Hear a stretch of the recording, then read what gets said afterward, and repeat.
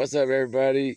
How y'all doing? Love you guys. As you can see, I'm no longer locked in a cage. And forgive me if I stutter. I'm just sitting here drinking Golder beers, and yeah, that's a Coors subsidy. Like, I'm advertising for Coors, but only because it's good.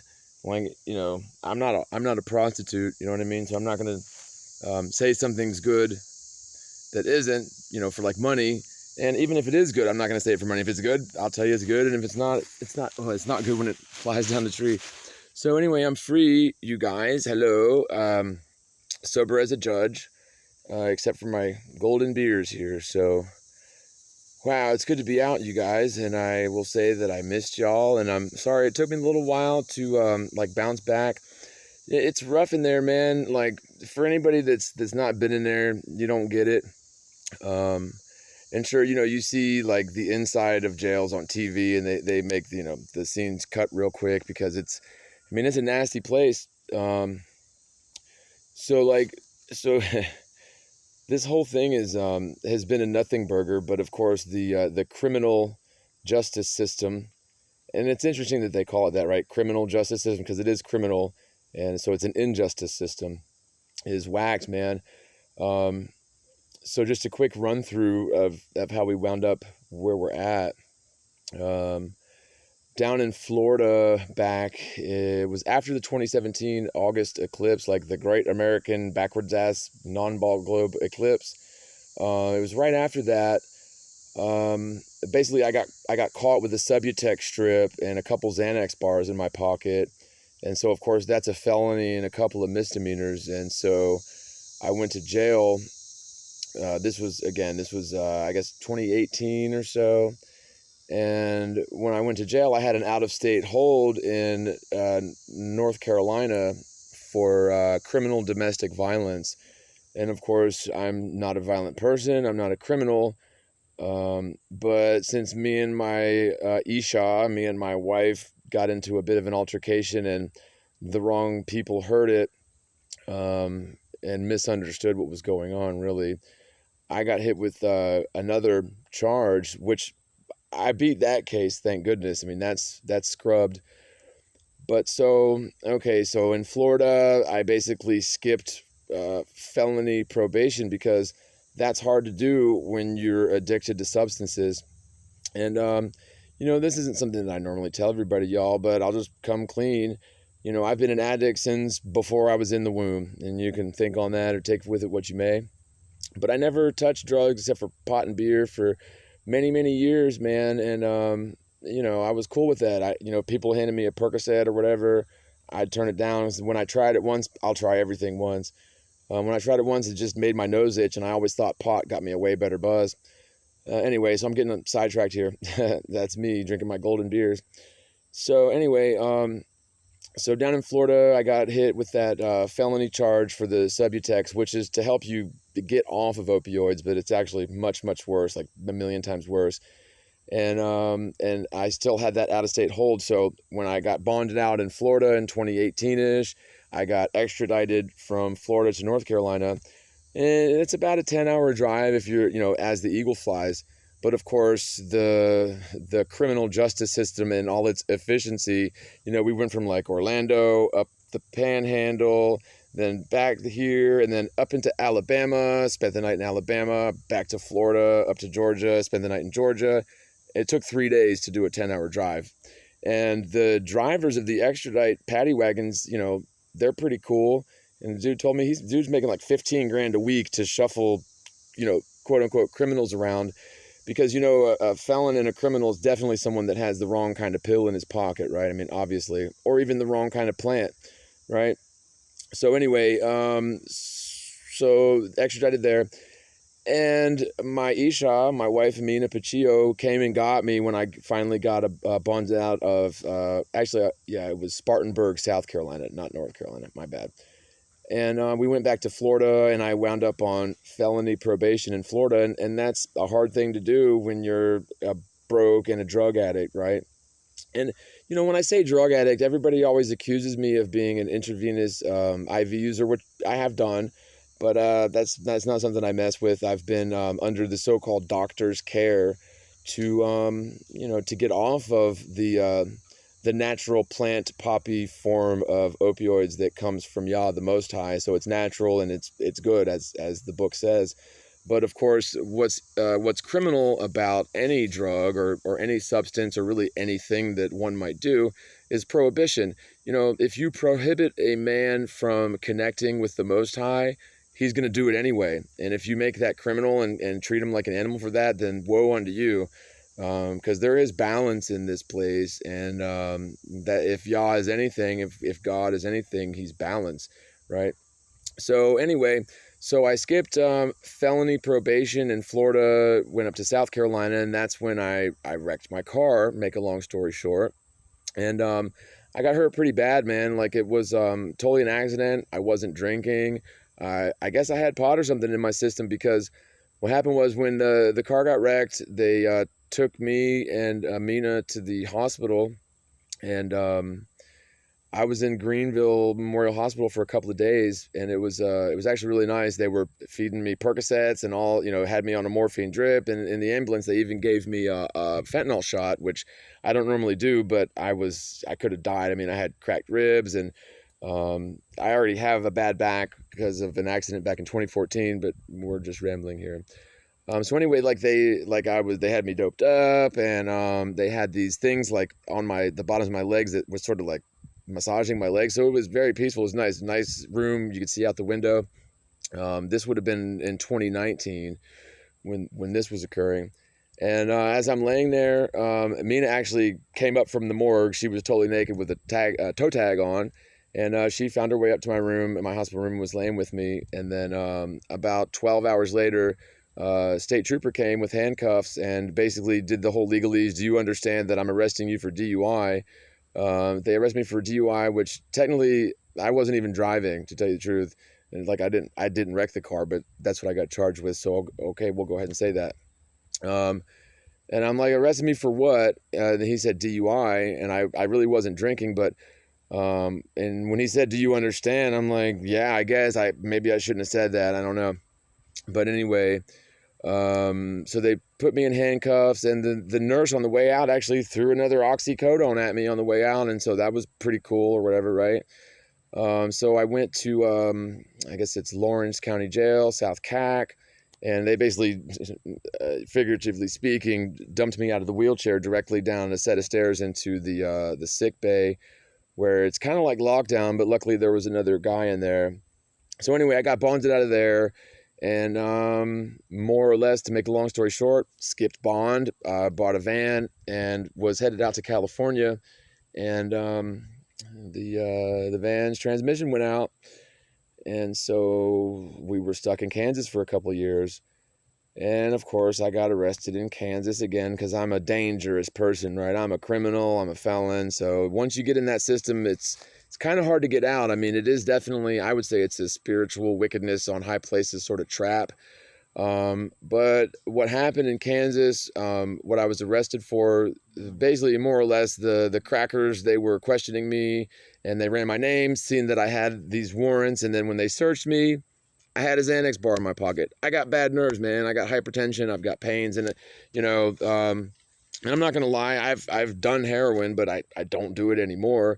And so the doctors, they give you synthetic opioids, which are just a million times worse. They tell you that it's legal, and they tell you that you can't get arrested for it, and it's cheaper, but it's not. I mean, $15 a day times 2 people times 30 days. That adds up. I mean, you might as well go to the dope man, right?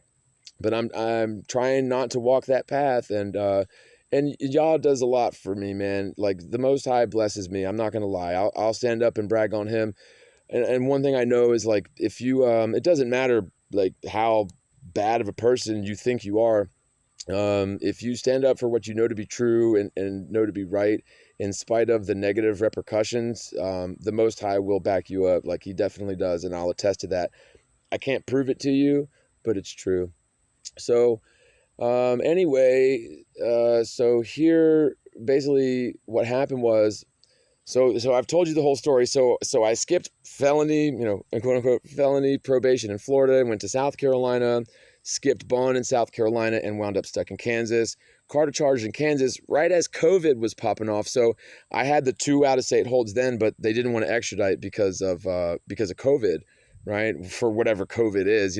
I like my coronavirus with lime, just saying, a little bit of salt on the side, and maybe a shot of Dos Equis because it's better. And Modelo, nah. I mean, all the Vatos like Modelo, man. I'll take it, but I'm more of a, well, we won't get into that. Sidetracked again. So anyway, let's see, where was I at? I done got lost. Oh yeah, so I was staying at Wood Springs, and this is an official boycott of Wood Springs, and nobody's paying me to say this except for my own spirit. So Wood Springs is an extended stay hotel. It's super expensive, and they nickel and dime you for everything. So like it's supposed to be $385 a week. But then they charged for Lily. They charge $15, about $20 a week for Lily, and they have like super Gennaro Wi-Fi that the upload speed sucks. But if you pay $20 a week, you get their banger Wi-Fi, which still has about the same upload speed. So you can't live stream, and like you can play like an online game on it or whatever, but it just sucks. So they're just raping you. Anyway, so to make a long story short, after the first 3 months staying there, they gave me a free week after much kicking and screaming because they were just running a bad business, and I don't like doing bad business with people. And I could tell you the reasons, but just trust me, they're running bad business. And so what happened was, come to find out here recently, that after those first 3 months, the first 90 days, they were supposed to drop my rate by about a third. And I couldn't figure out, but it's like for the last 6 months, I've been paying these people diligently. Like, real talk, I would be honest with you and be like, yeah, I slacked off and I wasn't paying them. Like, I really was paying them. Was it always on time? No. Was it always in full on time? No, but they always got their money. I'd never owed them anything. And, at first they went through general managers like a revolving door. It was kind of crazy. Like, I've never seen a hotel. I mean, usually it's and no offense to the Hodgies, but usually it's Hodgies. These people were just burning through general managers like they're crack or whatever. And so the final general manager, like I could tell she really wanted me out of there. So if my rent was due Sunday, they were literally pounding on my door Friday to get me out. And I couldn't figure out why. Well, it turns out the reason why is they never gave me that discount. And I had opened up what is the federal, not FBI, but the Federal Trade Commission. I opened up a grievance on them again, with the FTC, and the FTC sort of investigated them. This was within the first 90-day period, so they sort of had it out for me, and I guess they got audited, and they're cooking their books. I mean, they clearly were, because what they were doing is basically, the sense that I sniffed out was they were giving their friends like free rooms and raping, blue-eyed, blonde-haired white boys like me for their extra money and like overcharging. They're just running bad business. And so they wanted me gone. Now, when I got arrested this last time, what happened was I was literally laying in the bed and I had my rent receipts, and the general manager, who was brand new, and she just hated me from day one. She knew I was the one that filed the FTC grievance, but I was trying to use chain of command because that's the way to do it, right? And so basically, she, long story short, she filed a trespassing warrant on me, and I heard her on the phone when she called it, and I'm laying in the bed. She's like at my door telling me to leave, and I'm like, I've lived here 9 months. My rent's not even due. I just paid on Tuesday, and this was Saturday night, right? So I kind of figured that she was just blowing smoke. But so she called the police, and ultimately she lied on me. She said that I hadn't paid my rent in over a month, which wasn't true, and I have receipts to back that up. I would show you, but you can trust me or not. I don't care. But it's the truth. And ultimately, the police were pretty cool about it, but, I had kind of assumed that once you stay at a place for a certain amount of time, you have home domicile rights, right? I mean, it's tenant privilege. They can't just throw you out on the street once you've been, diligently paying rent, plus late fees if I was late, which I always did pay. I didn't owe these people a dime. And so she bore false witness on me, and the police were pretty cool, but when they ran my name, they saw those 2 out-of-state holds in Florida and South Carolina. And again, in Kansas, I was on unsupervised probation for a whole year, and I went through that, and I closed it out, and my mom got the money that she had paid to bond me out, which she did from Florida. So she actually got scammed on that. Like my bond was $1,100 in Kansas, and she paid $1,200. She should have only paid like $100. It's supposed to be 10%, but anyway, that's immaterial. Kind of rambling now. But so, so it was just a big bad thing, and it was a horrible thing to go through. And I'll just be honest with you guys, I've been on methadone for a long time. And that was originally to keep me from doing opioids, which I'm clean of opioids now. Like, I'll be honest with you, I got no reason to lie. And the people that accuse me of being a crackhead and a meth head and a heroin addict, I mean, yeah, okay, I've been an addict since before I was born, like in the womb. But that's not the type of person I am, man. I mean, I love the Most High. I'm a servant to the truth. I try to do the right thing. I have a good heart. Give you the shirt off my back. And if you do a favor for me, I try to repay it tenfold when I get a chance. So anyway, we wound up here. We're still in South Carolina, but I finally found my true family, and hidden under a rock. Really, I mean, it's very surprising. So I've never had really a family, never had a home, and I'm finally home. So we're in a good place. But honestly, I'm a burden on these good people, and I have a job starting Monday. I'm doing landscaping, mainly privacy fences, with a friend that I met locked up in jail. And that's really the main point of this, man. So enough about me. Like, people that talk about themselves are assholes, so I'm like king of the assholes, right? But the main point of this video here is that there's a lot of really good people, like true brothers, locked up in cages for nothing burgers, like stupid shit, man. And Magna Carta, or maybe it's another one. Is Magna Carta the one that's about free-flowing rivers, or is that the other one, habeas corpus? I don't know. But the point is, there's a lot of good people locked up for nothing. Like, the punishment should fit the crime, and it doesn't. The criminal justice system is way out of whack. So let me tell you a story. Like, I worked at CC's Pizza right before I started my Elance business years ago. And I actually started my Elance Pizza while I was working full-time at CC's Pizza. And I ended up leaving CC's Pizza to do freelance, which I did very well at for a number of years.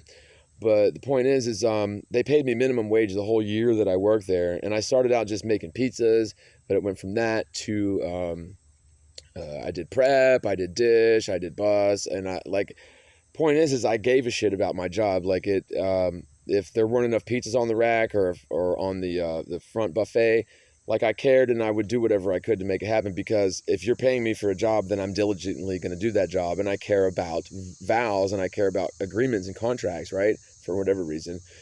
And so basically, so let's flip the script here. You have these corrections officers, and they're all the same everywhere, fucking crackers, right? They get paid way more than minimum wage. I mean, they're not like millionaires or anything, but they make a comfortable living, and it's a shitty place to work. But their job consists of they're responsible for human beings, and they treat them like animals. You'll go stretches of time, weeks on end, where you're packed in little rooms with multiple people you don't know, like sardines with one toilet. They won't give you fresh air. You have to drink poisoned water basically out of the toilet, because you have a toilet and then the water fountain's on top of that. So to me, that's unclean, but you have to drink water, right? I mean, you have to drink something. And, Lawrence County Jail, the food is pretty good as far as jail food goes, but it's still dog food. I mean, it's, you'd probably scrape it off your boot before you fed it to your dog on the outside. I mean, it's bad. But even worse than that, it's just the lack of love, the lack of brotherhood. And I'll be the first one to talk about flat earth. And I try to do prayer call every day. And it's not about black or white in there. I mean, we're all the same color on the inside. On the inside, we're spirit. And, sometimes the Most High Yah, God, plucks you up and puts you where you need to be to give you a better or a renewed perspective. And I'll tell you, man, the true brothers that are locked up are countless. There must be thousands, maybe hundreds of thousands of them locked up in cages. And, we're all products of our environment, but there's a certain race of people on this plane that they do have it way worse. I mean, as a pretty blonde-headed, blue-eyed white boy, it's easy for me to be like, oh, well, everybody has their, every dog has their day. But I'm sorry, the true brothers in there, they have it worse. And mainly because of the systems that have been set up by this world are flawed. The criminal justice system is the system of guaranteed injustice. The criminal education system is the system of guaranteed brain whack-a-mole, right? So like if you ace public education, then on the spectrum of normal to crazy, you're like 1,000 to 12% fucking ludicrous, right? That's just the way that it is. But in terms of the true brothers that are locked up in cages by default, sort of, I mean, these guys can do like real nothing burgers, and just the way that the system has brought them up. And really just the way that they are in spirit, like they are naturally rebellious to the hierarchical systems that are tyrannical. And because of that, this beast system that we find ourselves in has attacked them and their family units strong. Once you cleave the family unit, man, you've got us by the boo-boo. And that's why the ancient rules and date keepings that were set up by the Hebrews, indeed, they were for a reason. It was to protect your lineage, to protect what I would say, we live in such a patriarchal system, but I would say that it is that their system was set up to protect the mitochondrial DNA system, which is, that's a female thing. That's just mother to daughter, mother to daughter. And if you don't know what I'm saying, just look up mitochondrial DNA. But, living in this patriarchal system that, values white over black for some reason, hey, pure love brothers got it bad, man. And like when you meet them in there, they're out of their environment and you can talk to them and you get to know them, and they're true brothers. They just, their veil is different than ours. Their defensive walls or their bulwarks that they set up to jealously guard the Most High that dwells within us all is different than ours. But man, I treat everybody with love, and if you really treat everybody with love, you'll find love in everybody. I mean, I could give you examples, but like I just went to the store to buy 3 golden beers on Shabbat. And so that's why I'm sitting outside right now, because I'm not ostracized from my true family, but I'm just following the rules here, man. And so there was a guy standing in line there that, to look at him, you'd think he's somebody that might shank you. But I was talking to the wise man behind the counter about my rainbow shirt, about how rainbows are signs from the Most High, even though sheiks with towels on their heads don't believe in the Most High.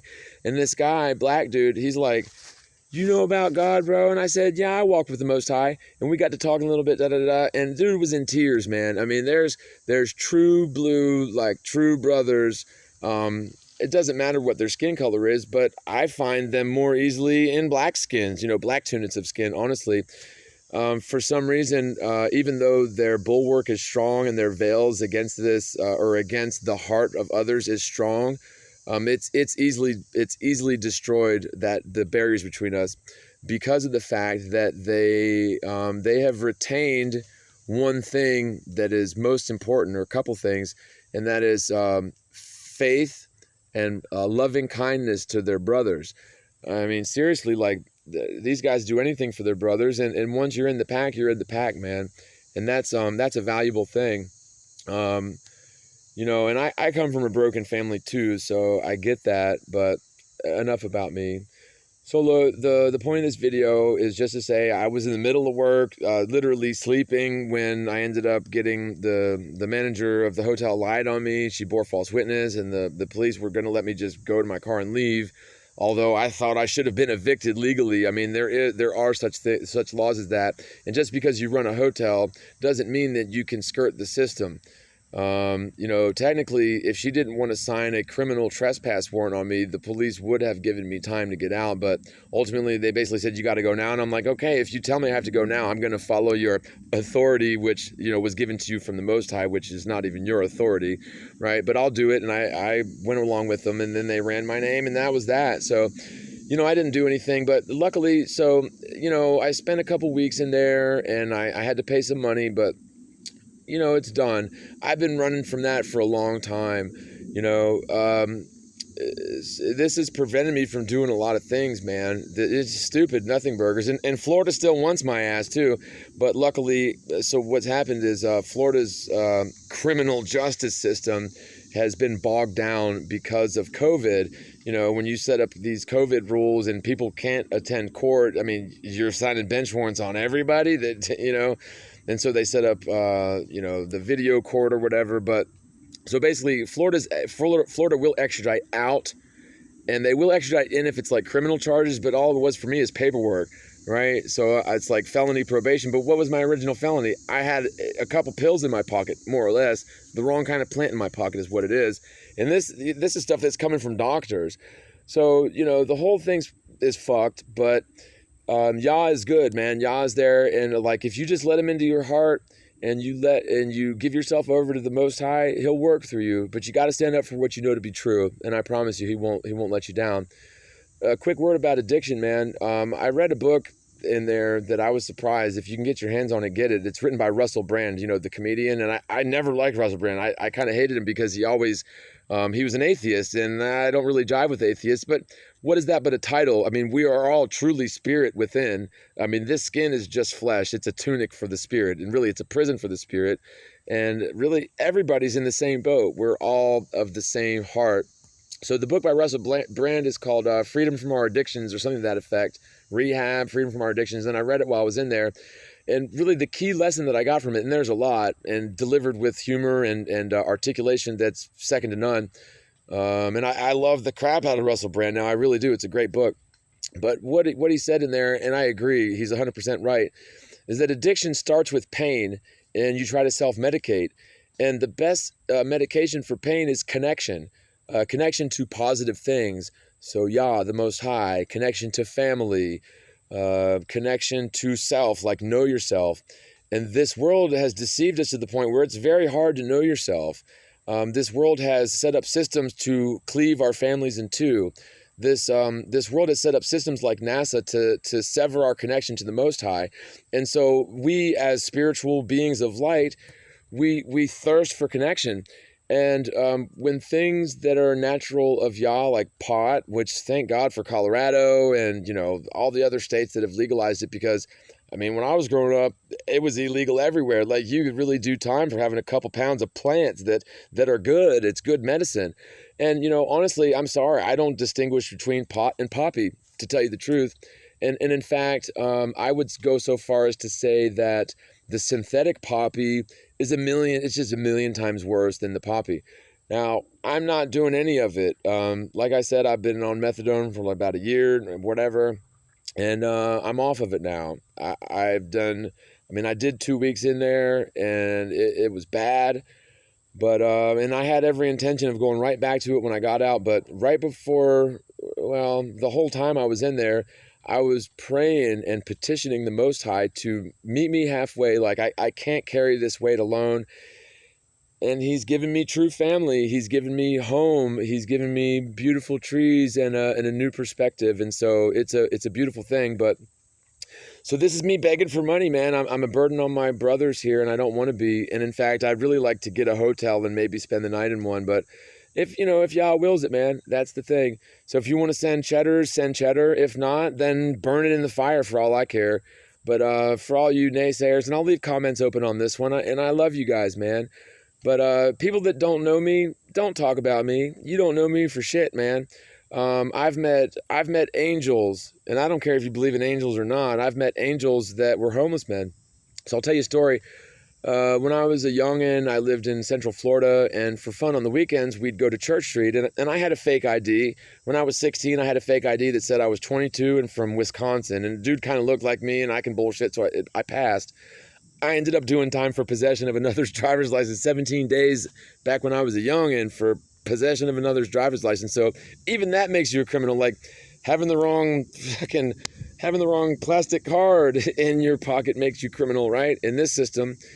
When walking your path with an open heart is criminal, but throwing human beings into a cage and treating them like animals and not giving them even clean water or fresh air to breathe is not criminal, then something must be done.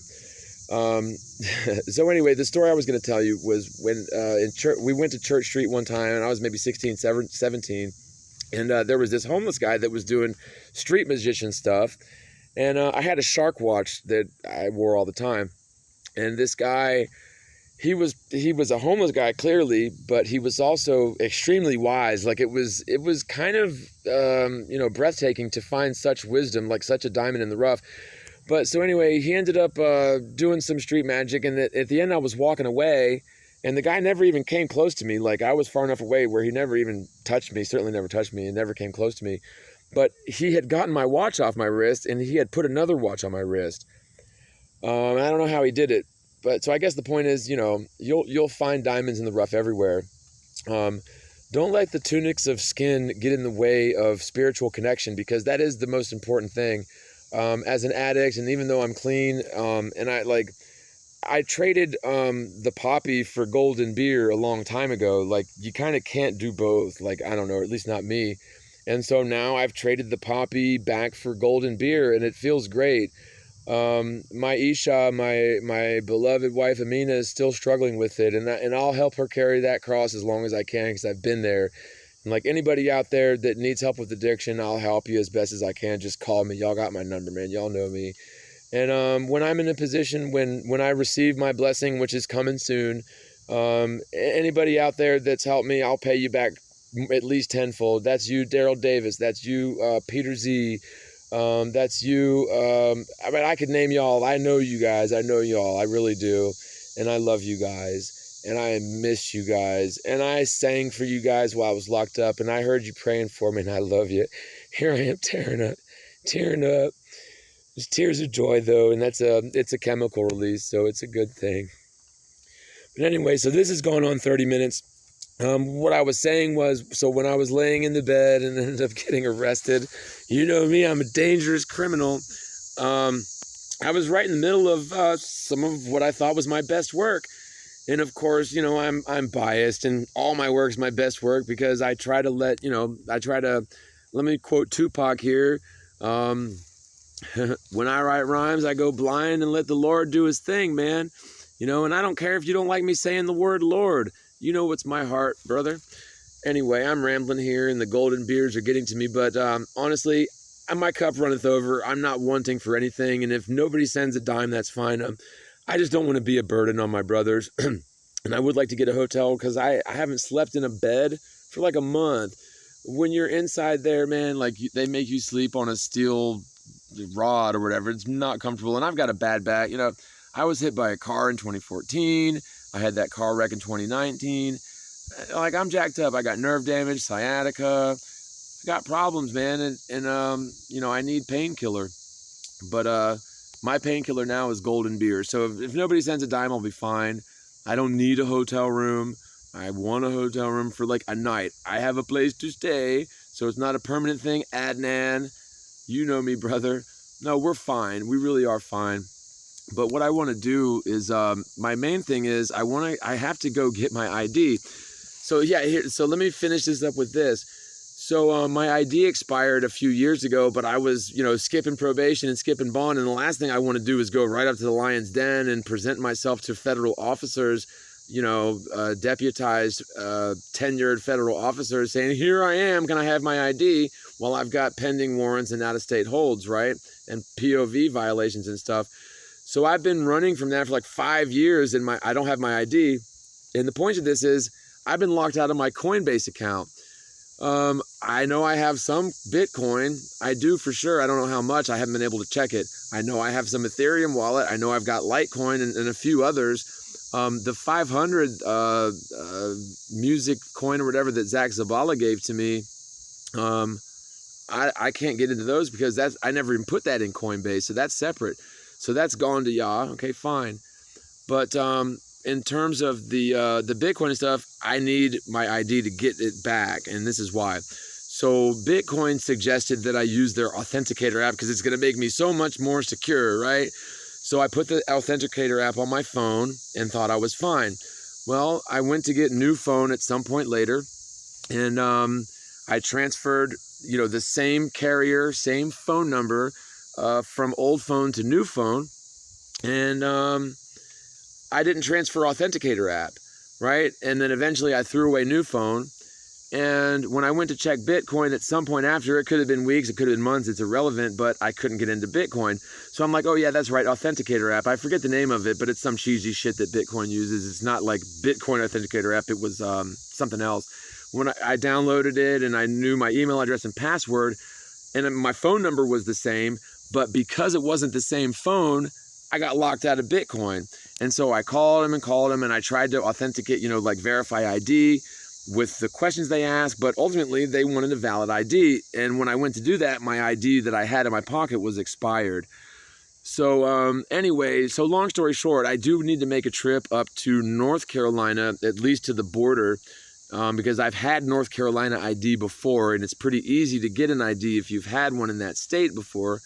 However, in South Carolina, where I'm at now, I've never had ID, and they want your Social Security card, which was stolen by my non-brother, whose family, and my birth certificate, which was stolen by the same, and your expired ID as well, plus a piece of mail to your address. I mean, you got to have basically MacGyver and a screwdriver to get your South Carolina ID without all this stuff.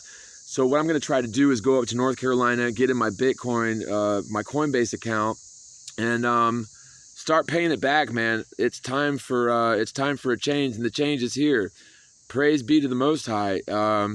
I've seen the signs, and it's here. We've been waiting a long time, and redemption, it's not at hand. The first domino's already been flicked. Seed has been planted, and seed will grow.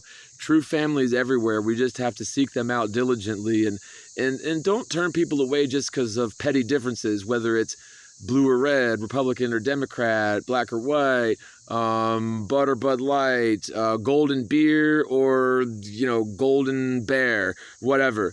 It doesn't matter. Just spirit coalesces to spirit. Flesh is the prison for spirit, but spirit murders flesh. Yeshua said, it's a miracle that the flesh was even born, but it was born of spirit. However, it would be a miracle upon miracles if the spirit was born of flesh. Spirit is the voice of Yah, voice of Most High. Spirit is the ether. Spirit is the underlying unseen matrix that flesh obeys. Okay, spirit obeys flesh. Spirit is passive. Spirit is Yah. Spirit is God. Yah is love. Yah is justice. Yah is loving kindness. Yah is brotherhood. Yah is forgiveness. Yah is truth. Yah never breaks a promise, and if you stand up for righteousness, he will bless you many, many times over. So I'm going to pray with you guys real quick. Heavenly Father, we humbly gather beneath you today, and we thank you for the beautiful sunset as we witness it, for the beautiful trees around us, and I'll give you all a quick panorama. Hold on. Let's see here. You see? We took this trip to Garden Grove, smelling like a loo dog inside the van. Oh, yeah. So anyway, Heavenly Father, we humbly gather beneath you in your beautiful forest, and we thank you for the breath in our lungs. We hear your angels singing above us, and we just send up our prayers to you, O Yah, the Most High, like smoke towards the ceiling, and we just humbly ask that you accept our prayer. Yah, there's lots of good people suffering behind cages and chicken coops of the worst kind that haven't done anything to deserve it. They're being treated like animals. They're being treated subhuman with no fresh air, no fresh water. And we just ask you, Yah, to bless their cases, to soften the hearts of the judges. We ask you to bless the families of theirs on the outside. We ask you to bless their extended families. We ask you to bless people that have been you've put the stumbling stones in front of them so that they would avoid going off the cliff. We ask you to bless the children who were born addicted. We ask you to bless the children who were born without homes. We ask you to really, bless the lowest of the low, because